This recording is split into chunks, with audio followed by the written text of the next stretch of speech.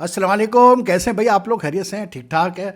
देखें यार भाई, बात यह है कि आज पीएसएल शुरू हो गया माशाल्लाह से। और अच्छा मैच हुआ कराची किंग्स और पेशावर ज़ल्मी का। लेकिन बात वही है कि जब बाबर आजम मतलब रन चेस में इन्वॉल्व हो और एक एंड पे बाबर आजम बैटिंग कर रहा हो, तो कितनी भी अच्छी बैटिंग कर ले बाबर आजम, लेकिन ये है कि फिर आप 10 में से 7 दफ़ा तो ये तय कर ले कि आज ही जो है वो रन चेस पूरा नहीं होने वाला। और वही हुआ कि रन चेस पूरा नहीं कर पाया। कैसे बोलते हैं, Peshawar Zalmi they were set of target of 238 by Karachi Kings. और उसमें बाबर आजम अच्छा खेला, उसने 94 किए फ्रॉम 49 बॉल्स, 4 सिक्सेस ऑल्सो। लेकिन again when you are chasing 238, then you need at least 2 innings of players who can score above 200 at a strike rate of 200, and not just score 10 or 15 runs but get at least 30s 40s or 50s। तो फिर जाके जो है ना chance बनता है कि भाई जो साइड चेस कर रही है वो जीत सकती है। आई थिंक कि जो मैच हुआ है रावलपिंडी क्रिकेट स्टेडियम में, जो सबसे बड़ा बढ़ था वो ये हुआ है कि बाबर आजम ने आखिरी 2 ओवर जो है 2 यंग बॉलर्स को में उसमें उसने इंटरेस्ट की मतलब ट्रस्ट शो किया। And unfortunately those 2 bowlers let him down very badly। Ahmad Daniyal, he finished with 4 overs, 66 runs, no wicket, and then Ali Raza also went for 4 overs, 60 runs, 1 wicket। और सबसे बड़ा जो मसला हुआ वो ये हुआ कि आखिरी 2 ओवर में 51 रन्स बने, बल्कि आखिरी 11 बॉलों पे 51 रन्स बने। यानी कि अली रज़ा ने अपने ओवर में कोई आई थिंक 24 रन्स दिए, एंड विच लाइक उसको कोई 4 छक्के मारे हैं नबी ने अली रज़ा को, और बहुत अच्छे छक्के चारों। और उसके बाद आखिरी ओवर में अहमद दानियाल सो को जो है वो खुशदिल शाह ने कूट कूट के भर दिया। 28 रन उसने शायद टोटल दिए। तो यानी कि आपने जो है 2 ओवर में इतने रन दे दिए हैं कि समझ लें कि मैच का फैसला वहीं हो गया। क्योंकि उससे पहले before this last 2 overs, like I thought कि Zalmi had done very well, कि जो जिस तरह से बैटिंग की थी डेविड वार्नर ने 86 की आज वार्नर ने, और बहुत अच्छा खेला वो, और विन 72, दोनों की बहुत अच्छी पार्टनरशिप थी। And the way these 2 guys are batted, लग ये रहा था कि जी बहुत बड़ा टोटल हो जाएगा। लेकिन उसके बाद जिस तरह से कम बैक किया ज़ल्मी ने, and like they reduce them to 4 for 167 Warner को आउट करके, और उस वक्त 17वां ओवर चल रहा था। यानी ये 167 से आपने 16.1 ओवर पे आउट हुआ डेविड वार्नर, ठीक है ना। क्या उसको बोलते हैं अपना, ये आरिफ याकूब लक्ष्मण ने आउट किया।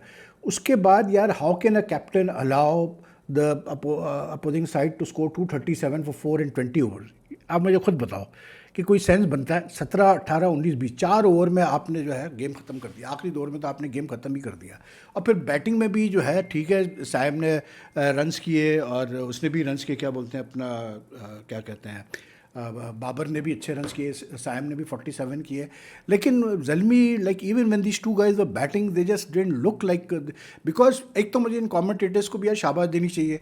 मतलब रन रेट बढ़े जा रहा है, 10 से चला गया 11 पे, 11 से चला गया 12 पे, 12 से चला गया 13 पे, 13 से चला गया 14 पे, और वही की मुसलसल बात कर रहे हैं कि जी बड़ा अच्छा स्टैंड दिया जी साइम अय्यूब और बाबर ने, और अब इन दोनों का काम अब ये मतलब सेट है मैच जिताने के लिए।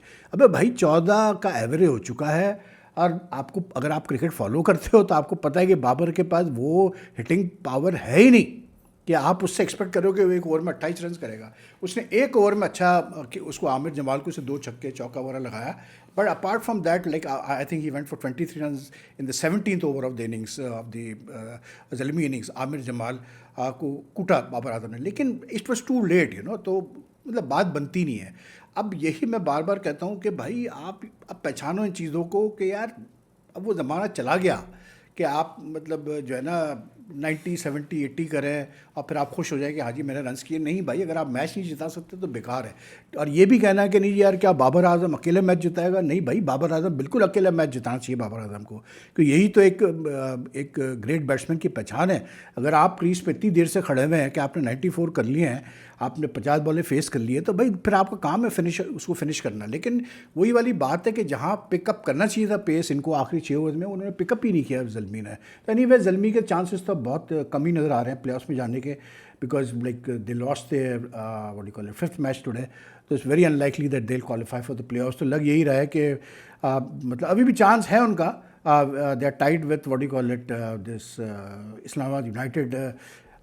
डिपेंड करता है कोई इस्लामाबाद यूनाइटेड का क्या होता है आखिरी मैच में। लेकिन like you know some very poor calls by Babar Azam and which cost them। लेकिन Warner, and one thing I say कि यार ये मैच देख के मुझे एक चीज़ की बड़ी खुशी हुई। एक तो क्राउड बहुत अच्छा आया था, दूसरा ये कि यार like I was surprise to see the number of बहुत सारे ऐसे प्लेयर्स वापस आए खेलने के लिए जो पहले पार्ट में खेले थे और कॉन्फ्लिक्ट के बाद चले गए थे। तो I think it was very good to see David Warner and James Vince returning, Cadmore returning. तो इससे ये होता है कि जैसे लूक वुड भी वापस, नबी भी वापस, and the other teams have also got some the same old players back, some of the old players back, and also they have signed on some new players.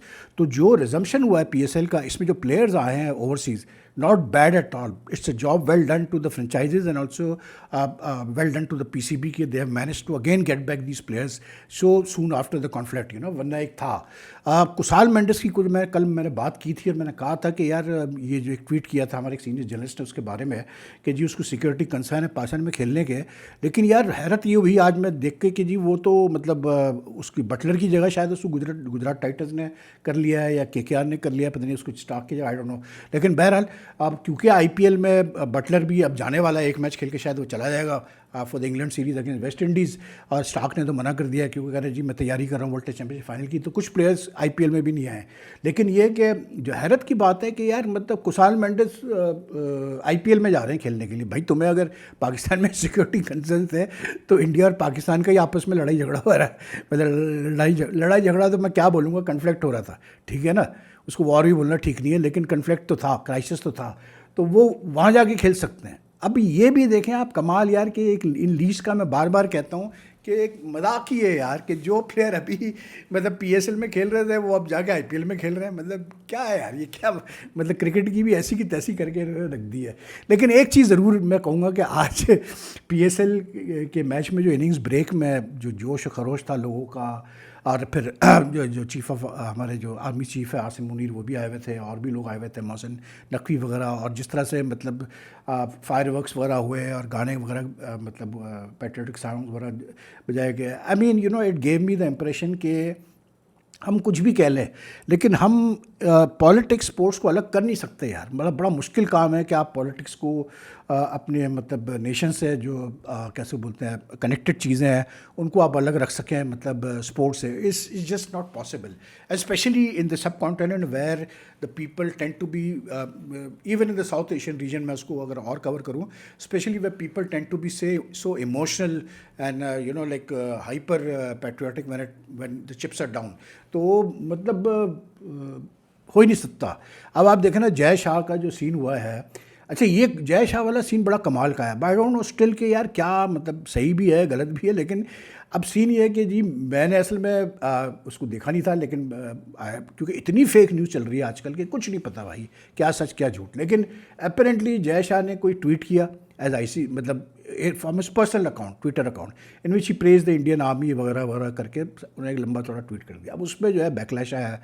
कुछ एक ऑस्ट्रेलियन जर्नलिस्ट है Malcolm cone, बड़ा ही मैला किस्म का journalist है, आपस की बात है, लेकिन ये है कि मैला इस सेंस में कि बड़ा उसने पाकिस्तान के खिलाफ काम किया इन द 90s जब ये मैच फिक्सिंग का सिलसिला चल रहा था। लेकिन बहरहाल उसने बड़ा उड़ाया जी भाई मतलब उसको जय शाह को, और उसने वो उस्मान ख्वाजा वाला इंसिडेंट भी कोट किया कि उस्मान ख्वाजा को जो है वो मना कर दिया गया था कि आप पीस डोव का साइन ही लगा सकते बैट पे अपने for in favour of the मतलब गाज़ा और वगैरह वगैरह करके ये सारी चीज़ें थी। तो अब उसने कहा कि जी फिर जय शाह ने कैसे भाई बीइंग आईसीसी चेयरमैन ये ट्वीट कर दिया।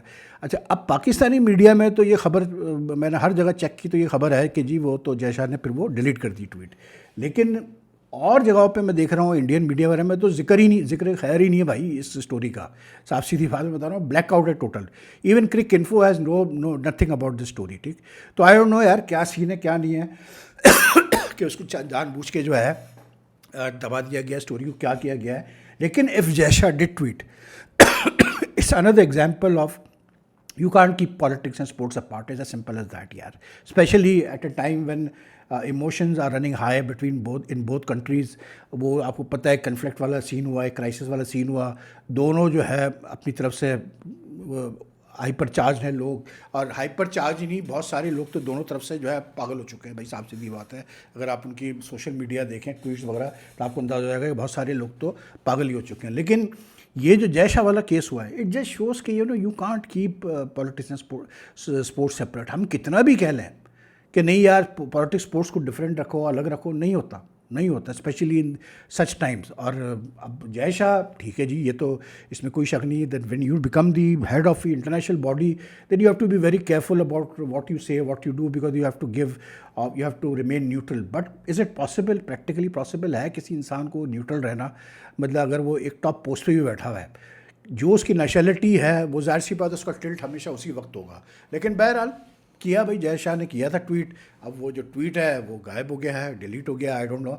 लेकिन उस पर जो है, जो मज़े की बात है, पाकिस्तान मीडिया में बड़ा शोर मचा, लेकिन वैसे इंटरनेशनली दबा दिया गया बात को, उसको जो है वो फारिग कर दिया गया। ये कोई 2-3 दिन पहले बात हुई तो उसको बिल्कुल दबा दिया गया। अब आई डोंट नो यार, सच भी है कि नहीं है, I am telling you honestly, मुझे तो नहीं पता, क्योंकि आजकल इतना झूठ चल रहा है, इतना झूठ चल रहा है कि इतना फ्रॉड चल रहा है कि कुछ नहीं पता होता। हम जैसे लोग भी मतलब बार बार बेवकूफ़ बन जाते हैं। लेकिन IPL में भी आज मैच था, लेकिन like unfortunately they couldn't have RCB और KKR का मैच था लेकिन बेंगलुरु में, लेकिन मैच हो नहीं पाया इसलिए क्योंकि बारिश वगैरह की वजह से वो अबेंडन हो गया without a ball being bowled. तो वहाँ भी काफ़ी जो है मतलब गहमा गहमी थी, काफ़ी फुल क्राउड आया हुआ था और काफ़ी शोर गब्बारा था। और आई थिंक कि ये जो IPL और PSL होंगे, you will see मतलब signs, you will see what do you call it, indications, flickers of what has happened between the two countries। इसका जो फॉल आउट है वो आपको कहीं ना कहीं फील होगा दोनों जगहों पे, दोनों लीग्स में से। Don't be surprised. एंड मज़े की बात पता है क्या है? मज़े की बात ये, क्योंकि मेरे तो मतलब जाहिर सी बात है, I am in this unique position कि दोनों तरफ से मुझे पता होता है क्या हो रहा है क्या नहीं हो रहा है। और तो मैं यही देखता हूँ कि यार अगर इंडिया में कुछ वो करते हैं तो हमारे लोग नाराज़ हो जाते हैं कि देखे जी इन्होंने ये किया ये किया। हम लोग कुछ करते हैं तो फिर वो इंडियन लोग नाराज़ हो जाते हैं, वो कहते हैं जी आपने देखा, आपने अमित भाई क्या किया, आपने देखा आज क्या हुआ इंटरवल वगैरह पे। तो मैंने कहा भाई क्या उसमें ऐसी ऑफेंसिव चीज़ थी, मुझे बताओ तो सही, क्योंकि तो वो कहने लगे। लेकिन फिर बाद में वो भी इस चीज़ पे मतलब उन्होंने भी कहा कि यार बात वही है कि पॉलिटिक्स और स्पोर्ट जो है आप सेपरेट नहीं कर सकते। इट्स क्लियर है दैट। क्योंकि जब आप इस आर्गूमेंट पे आते हैं ना कि यार मुल्क से बढ़ के कोई चीज़ नहीं होती, बाकी सब चीज़ें पीछे हो जाती है, तो फिर आप ये आर्गूमेंट जीत नहीं सकते यार, साफ सीधी बात। और वो भी उन लोगों से जो कि जैसे मैंने कहा ना कि आधे पागल नीम पागल हो चुके हो, तो उनसे तो आप जीत नहीं सकते। अब आप देखें कि यार इंडियन मीडिया ने जो भड़े मारे हैं उसको अब वो स्टेज आ गई कि उसको डिफेंड कर रहे हैं। वो ये कहकर डिफेंड किया जा रहा है कि जी वो तो कैसे बोलते हैं, इतने जोश में थे इंडियन मीडिया चैनल्स, ये जो कहते हैं गोदी चैनल जो है, गोदी मीडिया चैनल्स, ये इतने जोश में थे कि उन्होंने अपना जोश दिखाया, पैट्रियटिज्म दिखाई। कौन सी पैट्रियटिज्म भाई? आप जर्नलिज्म का आप मजाक उड़ा रहे हो। जर्नलिज्म को आपने क्या कोई मतलब वो समझ रखा है, कोई ट्रेडिंग आउटपोस्ट समझ रखा है क्या? कोई पैट्रियटिज्म का आउटपोस्ट समझ रखा है क्या? रखा हुआ है आपने? क्या आप फेक खबरें चला रहे हो, झूठी खबरें चला रहे हो, और एक नहीं बार बार चला रहे हो। अब फिर इसको आप डिफेंड करने की कोशिश कर रहे हो कि नहीं यार वो तो मतलब बहुत ज़्यादा, क्योंकि हम मतलब वो जो एंकर्स थे वो बहुत चार्ज अप थे, इसलिए चार्ज अप थे तो भाई जाके लड़ लो, फिर जाके बॉर्डर पे लड़ लो। अगर इतना चार्ज अप हो तो फिर मतलब न्यूज़ रूम में बैठ के AC में बैठ के क्यों फजूल की फेक खबरें? और नुकसान क्या हुआ मैं आपको बता रहा हूँ। नुकसान हमें तो फ़ायदा हो गया उसका, नुकसान ज़्यादा वहाँ के लोग तंग आ गए यार, ये हालत है। अभी क्या क्रेडिबिलिटी इन लोगों की, मुझे बता दें क्या कहते हैं। उसको भी वो डिफेंड कर रहे हैं भाई। अच्छा एक का तो मैंने सुना, वो तो क्लासिक था, वो कहता है कि यार हमने ये थोड़ी कहा कि पाकिस्तान जो है वो इंडिया में घुसाया, हमने तो ये कहा कि इंडिया पाकिस्तान में घुसाया, तो हमने क्या गलत किया? क्या कहे यार। बहरहाल मैं कहता हूँ ना हमेशा कि भाई अब हम उस दौर के लोग हैं कि यार we feel out of place nowadays, क्योंकि अब I keep on saying this again and again again and again. लेकिन मैं समझता हूँ कि यार एथिक्स इन जर्नलिज्म तो अब कोई वर्ड ही नहीं रहा। मतलब ये जो करंट लॉट हम देखते हैं, पैसा है बस और कुछ नहीं है। मतलब can you imagine anchor, not even anchor यार, जस्ट मतलब होस्ट और what ever you call him, so called analyst, वो बंदा एक कंट्री की प्राइम मिनिस्टर को ब्लडी पिग कहे यार, फॉरेन मिनिस्टर को। सोचिए आप ज़रा यार, ये हाल हो गया यार। खैर हम भी जब हमारा भी जो दिमाग फिरता है, हम भी कम नहीं है, हम भी फिर जो है बहुत ही शूट करना शुरू कर देते हैं, ऐसी बात नहीं है, हम भी कम नहीं होते। लेकिन ये है कि मज़े की बात ये जो है वो ये है कि अभी तक ये कॉन्फ्लिक्ट सीज़फायर हुए भी कुछ दिन हो गए हैं, लेकिन अभी तक लगे हुए हैं दोनों साइड पे कि हमने ये किया, हमने ये किया, हमने ये किया। अबे भाई अब थोड़ा सा आप बातचीत की तरफ भी जाओ कि कुछ चीज़ें बेहतर हो सके, लेकिन एनीवे क्या कह सकते हैं। तो ये है जी सिलसिला। अब एक जो आखिर में जो एक सिलसिला है ना, ये जो मैच था पीएसएल का, आई थिंक इसकी जो की से, अब मैं पूरा मैच तो डिस्कस करूंगा नहीं। हाँ भाई, ये मैं ज़रूर कहूँगा भाई, एंड में खुशदिल शाह ने खूब कूटा है भाई। 286 की स्ट्राइक रेट पे बड़ा मारा है बंदे ने, 43 और 15 बॉल, ये इनिंग्स की मैं बात कर रहा हूँ। ये जब आप इनिंग्स खेलते हैं ना एक रन चेस में, तो 200 250 क्या 230 क्या, आप 250 आप क्रॉस कर सकते हैं, और हो चुका है, हमने देखा है। But then you need this sort of innings. 286 की strike rate, Mohammad Nabi not out 26 from 10 balls, 3 sixes, 260 की स्ट्राइक रेट, फिर आप जीतेंगे मैच। फिर आप 190 की स्ट्राइक रेट में नहीं जीतेंगे। तो it all depends on the situation यार, सीधी सी बात। अगर आप 180 चेस कर रहे हैं तो 190 का स्ट्राइक रेट तो बहुत अच्छा है, लेकिन अगर आप 230, तो यही मैं बात करता हूँ एडजस्टमेंट की बात है। अब उसमें बात ये है कि अब जो खबर आई है वो ये आ रही है कि माइक हैसन कह रहे जा रहे हैं, उनकी बात हुई है। चले इस पर कल डिटेल में करेंगे वीडियो, लेकिन वो बाबर और रिजवान को जो है वापस टीम में लाना चाह रहे हैं T20 के। कल डिटेल में बात करते हैं। Anyway, you take care of yourself. You like the video, like and share as much as you can, and I see you all tomorrow. So take care. अल्लाह हाफिज़ जी।